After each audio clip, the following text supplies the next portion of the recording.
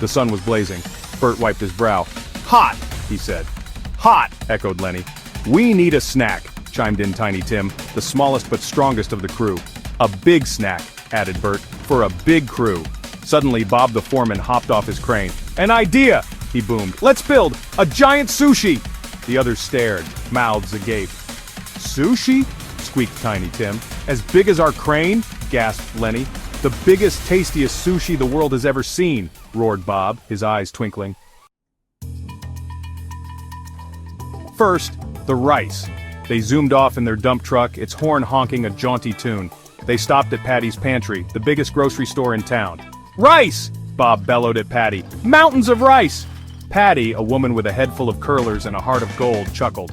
"For a giant rice pudding? Better," Bob winked. "A giant sushi. Next, the filling." They sped towards the harbor, seagulls squawking overhead. "Fish," Bob announced to a surprised fisherman. "The biggest, freshest fish you've got." The fisherman, a man with a beard as long as a fishing net, scratched his head. "For a king's feast?" "Bigger," Bob grinned. "A giant sushi."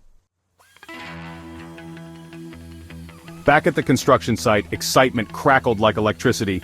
They spread the sticky rice on a giant sheet of seaweed, bigger than their truck.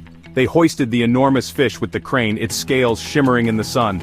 "Avocado!" Bob yelled, and Tiny Tim, nimble as a squirrel, rolled the giant avocados down a makeshift ramp.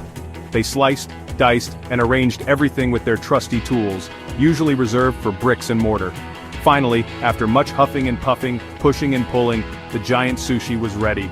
It sat there, magnificent and gleaming, a testament to their hard work and even bigger appetites.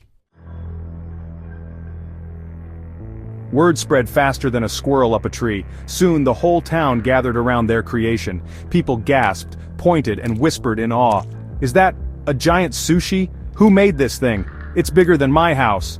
Bob, Bert, Lenny, and Tiny Tim stood tall, chests puffed with pride. They had not only built a giant sushi but also a giant surprise. And as they sunk their teeth into the delicious masterpiece, they knew this was just the beginning of their giant food adventures. After all, what could be more fun than building something delicious?